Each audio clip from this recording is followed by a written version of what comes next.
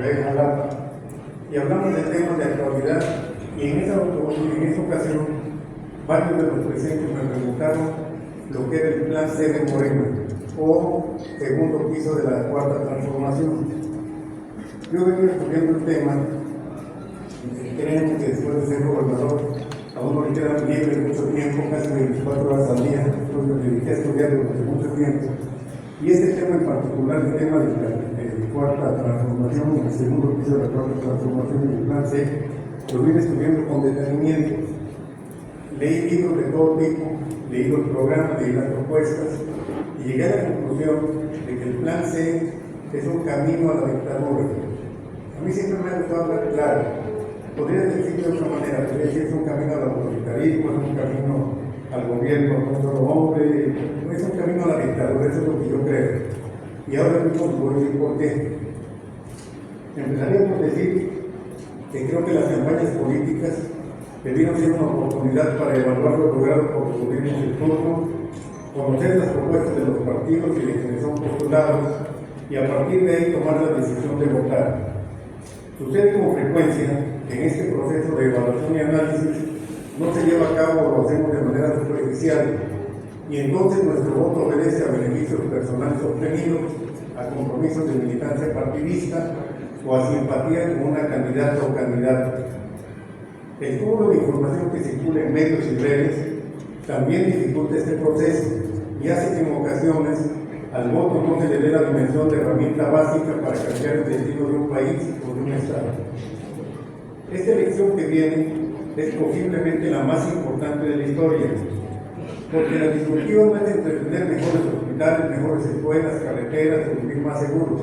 No, esta elección va más allá, porque literalmente vamos a elegir entre democracia y dictadura, y ahora les voy a decir por qué. Si queremos vivir en un país de leyes y libertades, o queremos vivir sometidos a un régimen en el que todo se decida por una sola persona, sin importar lo que los demás opinen. El primer paso hacia una dictadura es borrar el Estado de Derecho, ponerse por encima de las leyes. A mí no me salgan con que la ley es la ley. Ha dicho en muchas ocasiones López Obrador. Esto debiera preocuparnos sobremanera. Y que no me vengan a mí de que la ley es la ley. Pues sí, la ley es la ley, nos la da el Congreso. Y hoy en la mañana en alguna entrevista yo comentaba que cuando rendí protesta como gobernador, como cuando él rindió su protesta como presidente, lo que uno dice es protesto, guardar y hacer guardar la Constitución y las leyes, es decir, cuidar la aplicación de las leyes, pero el primer comprometido con la ley es la persona que protesta el cargo. Esa es la función de un gobernante, respetar la ley y hacer respetar la ley. Tengo la impresión de que muchos de nosotros preferimos no ver o pensar siquiera en esa situación, es decir, en que vamos rumbo a una dictadura, porque no deseamos para nuestras familias un régimen como el que ha llevado a cabo a Cuba al desastre, o a Venezuela o a Nicaragua, o un régimen como el que llevó a Cuba a la Segunda Guerra, provocado por un dictador enfermo de poder y de odios a los demás como Hitler. Y no queremos darnos cuenta que este proceso de llevarnos a la dictadura ha empezado ya en nuestro país. Los dictadores inician por destruir las instituciones que sirven de ser un contrapeso a los abusos del otro poder. Quieren tomar las decisiones solo ellos, sin consultar a nadie. Esto ya lo estamos viviendo en México y lo quieren profundizar. Todos hemos sido testigos cómo cada día en sus conferencias de prensa el presidente de la República agrede a los jueces, magistrados y ministros del Poder Judicial y amenaza con meterlos a la cárcel si no resuelven los litigios de la manera en que quiere.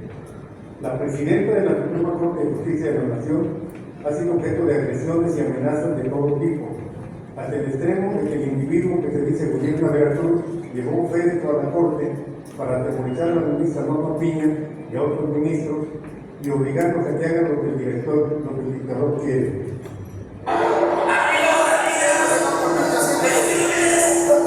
Ataúdes con la figura de la presidenta de la Suprema Corte, la ministra Norma Piña, fueron llevados a la protesta que encabezó este 20 de mayo el gobernador de Veracruz, el morenista Cuitláhuac García, frente a la sede del máximo tribunal en la Ciudad de México.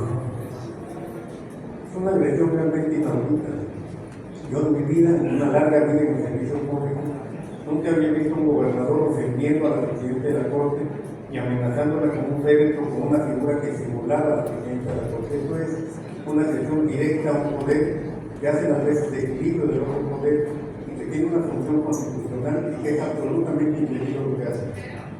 Pero no solo amenazas, también ha mostrado un absoluto desprecio por el Poder Judicial al designar como ministra a una persona que no tiene ni la preparación jurídica ni la calidad personal para hacerlo.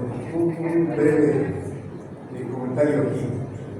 El presidente de la República tiene la posibilidad, si el Senado no se pone de acuerdo, tiene la posibilidad de nombrar a un ministro de la Corte. En este caso, nombró a una persona que no tenía ninguna carrera judicial, que no tenía ningún mérito, que no tenía absolutamente ningún conocimiento del tema, no había sido ni siquiera juez municipal, y la nombró ministra de la Suprema Corte de Justicia de la Nación.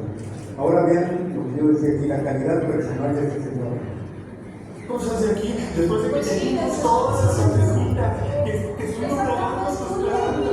Deja esta hija de su putísima madre, ya, por lo demás quiera, vente, nosotros pagamos renta. Aquí todo el mundo paga renta. Deja que diga que está chingando. Venimos por eso,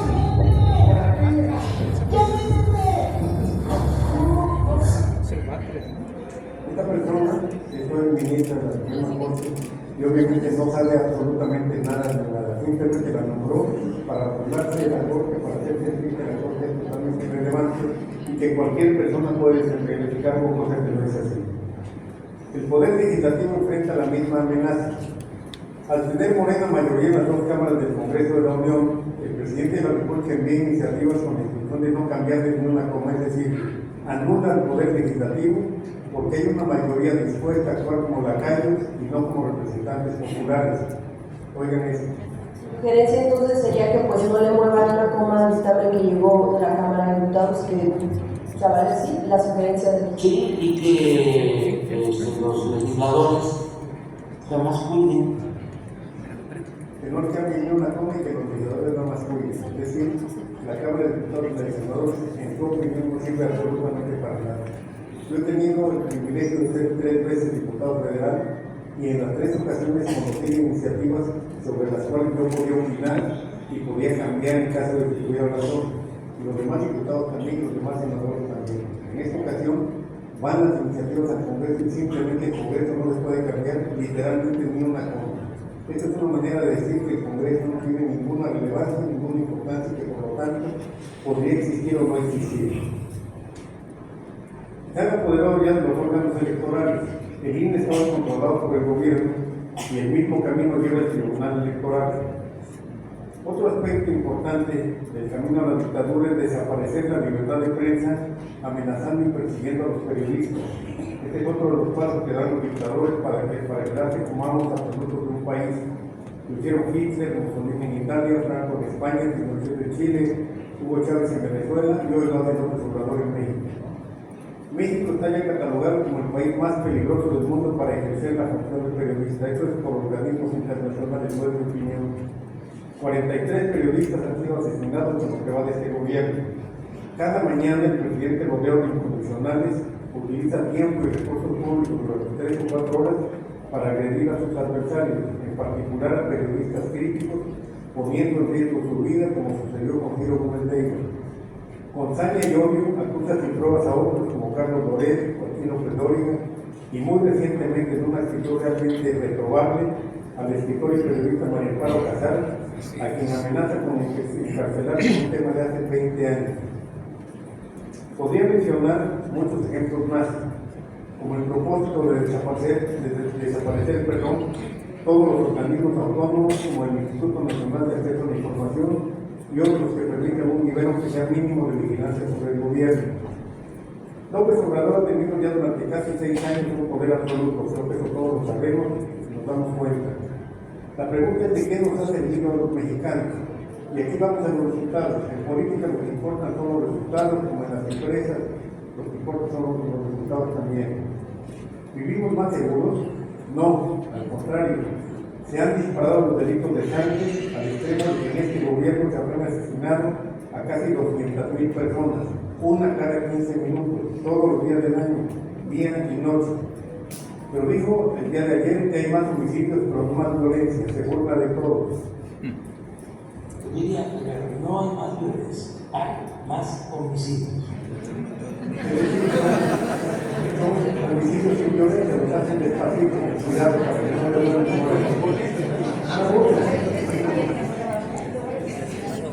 Otra pregunta. Después de casi 6 años de gobierno absoluto, es decir, de casi dictadura, vivimos en una sociedad más igualitaria, hay menos pobres. No, al contrario. En estos años, el número de pobres en México se mantiene en casi 47 millones y crecieron a 400,000 las personas en pobreza extrema. Pero lo más grave y preocupante es que él quiere que los pobres sigan siendo pobres porque votan por Morena. No quiere que suban un nivel de vida. Múltiples ocasiones ha dicho en las conferencias de la mañana que los pobres son los más leales y son los que sostienen a Morena. Por esa razón todo se refiere, todo se reduce a programas sociales que están muy bien y que van a seguir dando. Pero no hay un intento de que las personas que están en un nivel de pobreza puedan subir a clase media. No se les estimula, no se generan empleo, no se generan mejores condiciones de educación, de preparación. Simplemente un apoyo para que sigan ahí y sigan teniendo una base de votantes que les permita continuar en el ejercicio del poder. Por eso, lo único que impulsa son los programas sociales, condicionados a que voten por su partido, sin importar que esta no sea una vía para salir de la pobreza, sino solo para paliarla. Una pregunta más. ¿Tenemos mejores servicios de salud? ¿De veras ya estamos como en Dinamarca? No, al contrario, la esperanza de vida de los mexicanos en este periodo bajó de 74 a 70 años, datos oficiales del gobierno federal. 800,000 personas murieron en exceso entre los años 2020 y 2023, tanto por una deficiente atención en la pandemia como por falta de hospitales de calidad y medicinas suficientes. La megafarmacia del bienestar fue una locura que costó miles de millones de pesos y no sirvió para nada. Ahora van a ver la publicación del Universal de hoy. 50.4 millones de mexicanos, 50.4 millones no tienen hoy servicios de salud por la desaparición del Seguro Popular. Esta es la portada del periódico Universal del día de hoy. Megafarmacia del bienestar surte solo 2.7 recetas diarias. A ver, yo tuve experiencia en esta materia. Cuando fui director de IMSS, me hice perdón conocido gobernador del Estado. El IMSS, por ejemplo, diariamente surte a nivel nacional más de 600,000 recetas. Es una locura. Gastaron solamente en la bodega 3.500 millones de pesos. Una bodega que no utilizaba ya la empresa Liverpool, que la tenía abandonada, la compró el gobierno, la quería llenar de medicina, no lo ha podido hacer, y hoy surte 2.7. Cualquier farmacia de Costa Rica en media hora surte más recetas que la megafarmacia, que nos fue un engaño a los mexicanos. Otra pregunta, ¿tenemos mejores servicios educativos? No, al contrario. Los niños hoy aprenden en libros de texto que ponen énfasis en la ideología del régimen, en temas de brujería, de sexo. No los preparan para un mundo moderno, de ciencia y tecnología globalizado. Los preparan para hacer lacayos del régimen, como lo hacen todas las dictaduras. Esto es lo más grave que probablemente estamos viviendo. Vean los libros de texto, son libros que no contienen absolutamente nada referido al mundo moderno, al mundo de las comunicaciones, al mundo del internet, al mundo de la telecomunicación, al mundo global. Son libros que se refieren a los pasados 500 años, a la brujería, a la práctica sexual entre niños, una serie de locuras que van más allá de cualquier concepción, cuando menos medianamente honesta de la educación. ¿Tenemos mejor infraestructura? Creo que todos podríamos responderlo, y ahí sí creo que habría unanimidad. Los que transitamos a cada lado por las carreteras nos damos cuenta. La respuesta es no. Las carreteras son un desastre y el gobierno federal decidió no invertir ni un centavo en su mantenimiento este año. Había 11,000 millones de pesos en el presupuesto de egresos de la Federación para 2024 y decidieron no invertir ni un centavo en mantenimiento de carreteras, ni tapar el muerto. Por eso están como están. Destruyeron el proyecto de infraestructura más importante de las últimas décadas, el aeropuerto de la Ciudad de México, y tiraron a la basura 300,000 millones de pesos que ya se habían invertido, 300,000 millones. Para tener una idea, el presupuesto de Veracruz en este año, 260,000 millones. Entonces, el presupuesto total del Estado de Veracruz. En cambio, por capricho del dictador, construyeron un aeropuerto, el AIFA, que no lo usa nadie, y un tren que se descarriló en su primer viaje. Yo tuve necesidad de venir a la Ciudad de México en unas semanas y había un vuelo al aire cuando había a la Ciudad de México. Tomé el vuelo y llegué y éramos 10 pasajeros en el avión y 10 pasajeros en el aeropuerto. No había absolutamente nadie, uno que otro taxista y se acabó. Es un dinero tirado a la basura, una locura más, simplemente por complejo y porque el aeropuerto anterior no había iniciado él. Otra pregunta, ¿hay apoyos de las actividades productivas? Aquí veo varios ganaderos que me digan si hay apoyos. No, la agricultura, la horticultura, la ganadería y pesca se mantienen gracias al esfuerzo de los productores sin ningún apoyo del gobierno. Aquí en Costa Rica esta pregunta la van a poder responder ustedes. ¿Está mejor Pemex hoy que al iniciar este gobierno? No. Hoy la empresa está quebrada, a pesar de que el gobierno ha invertido 952.000 millones de pesos. La producción petrolera ofrecida fue de 2.624.000 barriles al día. Estamos produciendo 1.850.000 barriles al día. Esa es la realidad.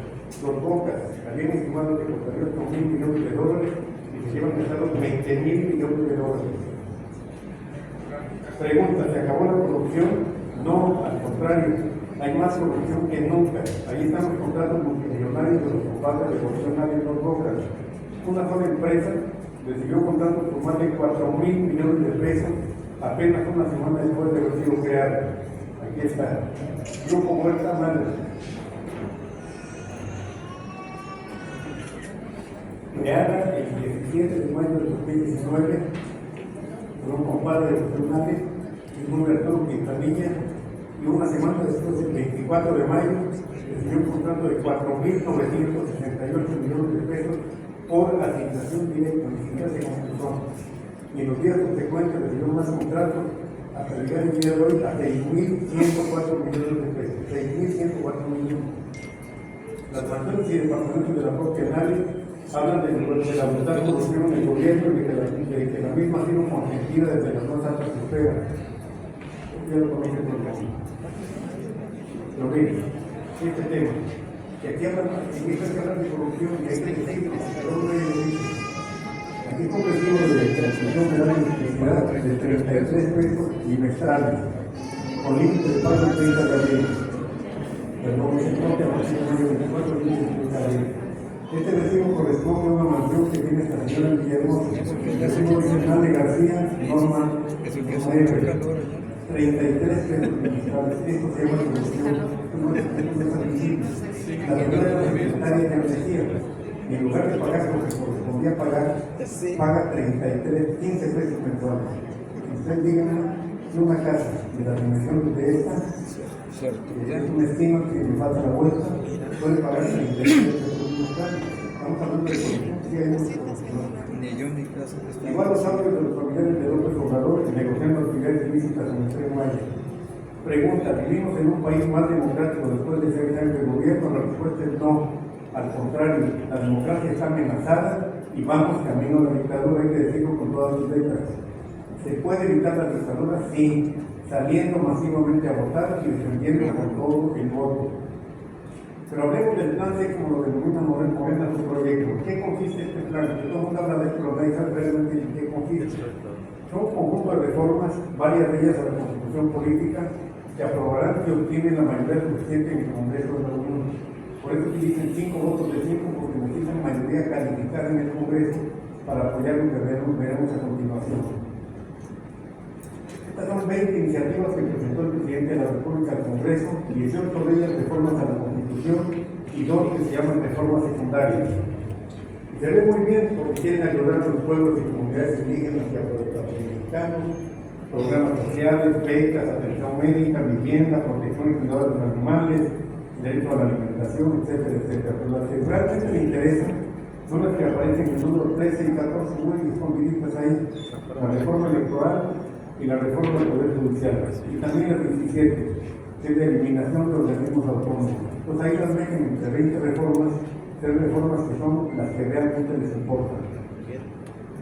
Antes de entrar al análisis de las reformas, les comento lo siguiente. Para que un partido tenga mayoría o una coalición tenga mayoría calificada suficiente para reformar la Constitución, necesita 2/3 partes de los integrantes de la Cámara.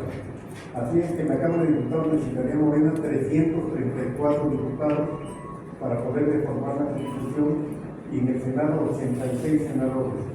Si logran eso, vamos a caer en una dictadura el año que entre caso de que ganar, creo que no van a ganar.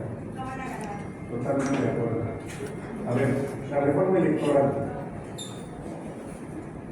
Desde que de este conjunto de iniciativas destaco tres que están escondidas, pero que son las que realmente interesan al dictador de su partido. Son claramente un camino a la dictadura. Primero, reforma al Poder Judicial, para que los ministros, magistrados y jueces se elijan por el voto popular el mismo día de las elecciones federales. Esto se oye muy bien. Oye, ¿qué van a que elegir a los ministros de la Corte, a los magistrados, a los jueces? De acuerdo, en ningún país del mundo sucede. ¿Por qué razón?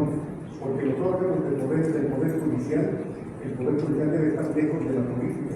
Si el Poder Judicial lo contaminamos y metemos a los partidos a postular ministros, magistrados, jueces, pues nos podríamos encontrar en una situación en la que la Suprema Corte de Justicia de la Nación estaría integrada por mayoría de Morena, por ejemplo, mayoría del PRI, mayoría del PAN, y es absolutamente inaceptable. Los órganos de justicia deben ser totalmente imparciales por naturaleza, se deben dedicar a aplicar la ley y no a hacer política. Pero no es la vía de las elecciones federales, como dice el protocolo, la adecuada para nombrar un ministro de la Corte como juez. Si lo hicieron, tendrían el control total del poder Judicial, partiendo de la base de que el voto de las personas que reciben apoyos económicos es garantizaría mayoría para ganar estas elecciones. Ningún país democrático del mundo elige a sus jueces de esta manera. Se les selecciona con base en criterios de honestidad, autonomía, capacidad y carrera judicial. Otra reforma al Poder Legislativo, también para debilitarse y para tener bajo control, para reducir el número de diputados y senadores y desaparecer la representación de las minorías por la vía de la representación proporcional. De repente dijeron la representación proporcional no sirve para nada, eso hay que quitar. Y no, sí sirve. Es la vía para que las minorías puedan estar representadas. De otra manera, solamente el que ganara la mayoría estaría representado en el Congreso. Lo que calculan es que teniendo el voto de la gente que está sometida a ellos, podrían ganar la mayoría y tener un Congreso solamente de un color, del color libre. Y eso no lo podemos permitir. La vida tiene que ser plural, la vida es plural y el Congreso tiene que representar la vida de sociedad, una vida plural. Reforma electoral. Quieren elegir también a los magistrados del Tribunal Electoral. Imagínense nada más que los magistrados fueron militantes de un partido. Obviamente van a decidir por ese partido. Actualmente no lo son. Se les pide que no sean militantes, que no tengan una carrera política, de tal manera que puedan garantizar imparcialidad. Recientemente fueron aprobadas ya dos reformas cuyo contenido no es preocupante. La primera, la ley de amnistía, fue reformada para dar facultades al presidente de la República de perdonar cualquier delito cuando sea que haya ocurrido. Dice, oye, el presidente, con la reforma que ya aprobaron, al peor criminal de México puede perdonarlo debiendo su perdón, siempre y cuando me dé información. Obviamente información que le diría bien tal información que perdón, es información que estaría sesgada. Así podría perdonar a sus aliados y presionar a sus adversarios con un instrumento que lo hace todavía más poderoso. También fue reformada la ley de amparo. Aquí hay varios abogados para quitar a los jueces federales la posibilidad de dar efectos generales a las objeciones que dicen en caso de normas inconstitucionales. Esto es medio complejo, pero fácil de explicar. A ver, si alguien en una calle, por ejemplo, el gobierno llega y dice voy a expropiar todas las casas de esta calle, y una persona se ampara, hasta antes de esta reforma ese amparo le podría servir a los demás de la calle. Hoy no, hoy se tendría que amparar uno por otro, el tipo de efectos generales a la expropiación. ¿Para qué? Para darle más poder al Poder Ejecutivo, para que el Poder Ejecutivo realmente tenga todo el poder. No quiero terminar sin comentar lo siguiente. Los dictadores se sienten dueños de todo, inclusive de la conciencia colectiva. Por eso piensan que tienen el derecho de imponernos a quienes nos gobiernen. Hace casi 6 años nos impusieron esto. Estoy acá, y como dice el Alfredo, yo estoy más para acá, para allá, más para allá. La gente sabe muy bien, yo estoy aquí. Yo tuve el privilegio de ser gobernador de la universidad. Toda la vida procuré mantener la dignidad del gobernador del Estado. El gobernador no puede ser un charlatán, no puede ser un payaso. El gobernador representa a 8 millones de personas y la tiene que representar de tal manera que la gente se enorgullezca de su representa. No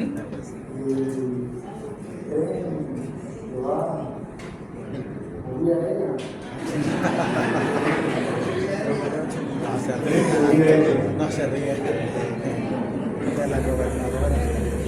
Lo bonito de iniciar y ser los ganadores Porque aquí conocimos los primeros para ustedes.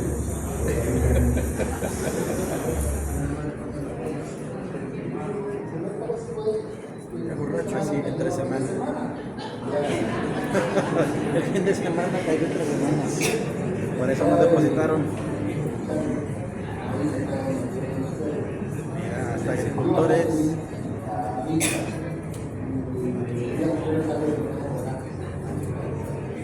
A ver, no tiene nada de malo hacerlo, pero un gobernador tiene tareas mucho más importantes que solucionar. A ver, yo trabajé 2 años como gobernador, trabajé de domingo a domingo, todo el día, descansando los domingos en la tarde. No había manera de hacer otra cosa. No andaba yo bailando, fanfarroneando o cosechando maíz. Esta era la tarea muy digna, pero a un gobernador se le elige y se le paga para que gobierne los veracruzanos, no para esto.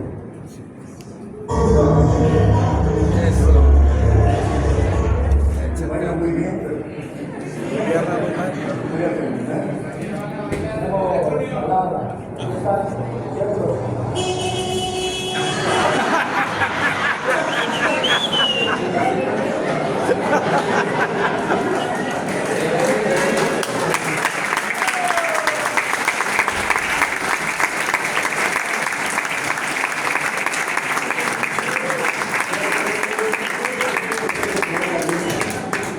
Qué bueno que tengo que ver un muerto, pero Veracruz no quiere provocar un desastre de pobreza, abandono, inseguridad, desempleo, y no me dejará mentir.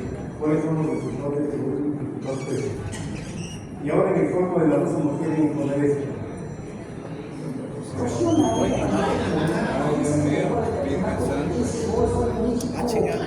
Gran litoral del Golfo de Es la México. laguna de Catepec. Sí dijo que su cuerpo era litoral. Rocío Nale, la candidata de Morena, piensa que el agua de Catemaco es el Golfo de México. El gran litoral del Golfo de México. Se entiende su confusión porque él es de Zacatecas, no de Veracruz. En su tierra no hay mar, todo es desierto. Si eres de Zacatecas, te conviene en Zacatecas. Veracruz es de los veracruzanos. Así es. Hasta que llegué, me dice Rocío, por favor terminen la rehabilitación de la carretera de Tlaxcoya a Alzada, Perote, que ya inició. Por supuesto que vamos a continuar, por supuesto que la vamos a rehabilitar. Yo aquí comentaría 2 cosas. Esta va a Se ser recuerda en la zona de 298 kilómetros, es complicado rehabilitar la carretera.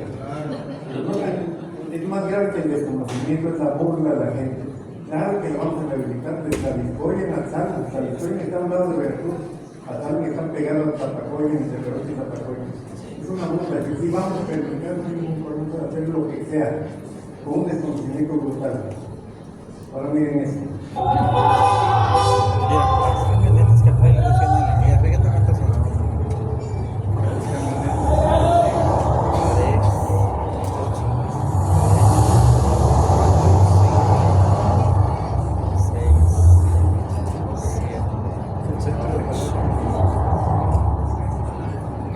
Las camionetas de nadie.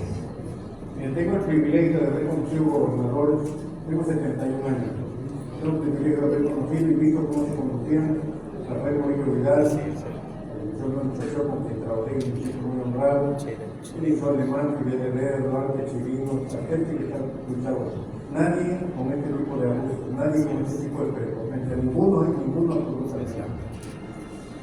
Ahí les va Voy a esto. estar recorriendo este es el 80, me faltan 120 municipios, 122 municipios por recorrer. Ya no estoy corriendo. La semana pasada tuve la oportunidad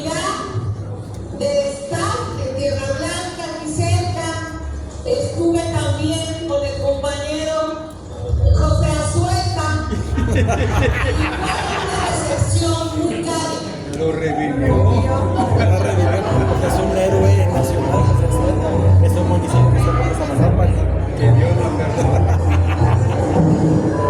Lo revivió. Yo no sabía que era vidente. José murió en 1914 en la defensa de Ni Jaime la Maussan. Se van a hacer rutas. Las camionetitas. Frente a rutas, las que sean necesarias. Y todos los días, cada ruta va a tener su camionetita. Ahí les van las camionetitas de la salud. Va a comprar 30 camionetas para que lleven medicina a todo el estado todos los días. Es una forma de burlarse de la gente también. Les voy a dar algunos datos.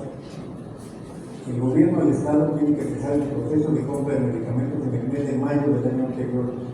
Se hace un análisis estadístico de lo que se consume en cada unidad, que son más de 600 unidades en hospitales, clínicas grandes, clínicas chicas.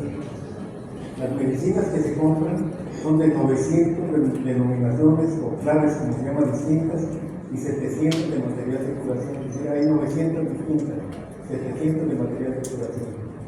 Imagínense nada más que una camionetita de estas va a poder llevar medicinas de 900 marcas distintas o claves distintas y 700 de material de curación. Es una cosa absolutamente más que demagógica, es una burla de lo que realizamos. Es un proceso complicadísimo que lo quieren resolver como si fuera pan Bimbo. Vas a comprar camionetitas que te distribuyan bimbollos y gatitos. Eso no existe, eso no es posible. Es una manera de burlarse, como la megafarmacia también. Tamiagua.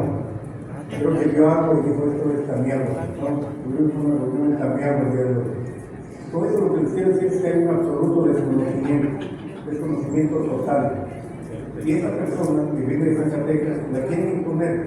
Yo sé que esto es parte de un proceso en el cual quien es dictador dice: yo te puedo decidir que vaya a gobernarte una persona de Zacatecas o Cuitzahua o cualquier persona. Y eso creo que los veracruzanos no lo vamos a permitir. Yo creo que no vamos a permitir 6 años más de desastre y corrupción. Estoy seguro de que sí será.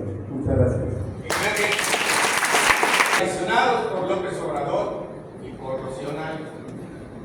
Porque unos meses antes de que él tomara la presidencia, yo iba a decir el juramento, pero ese desgraciado no sabe lo que es eso, él juró protestar, pero no lo ha cumplido. Bueno,